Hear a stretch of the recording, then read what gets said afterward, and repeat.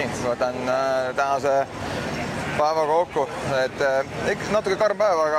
aga ja, natuke tehnikasport, Jörgen Siklil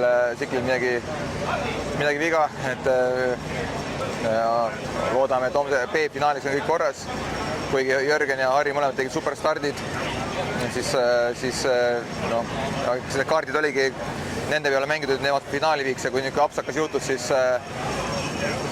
selline olukord oli ja tegelikult Joosep sõitis väga hästi, aga ega ma ei oska öelda.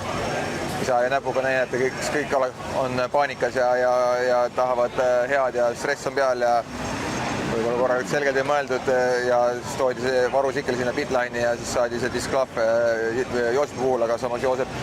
nagu sõitsi hästi, et muidugi ta kukkus korraks seal ja asjad, aga mis on olnud ja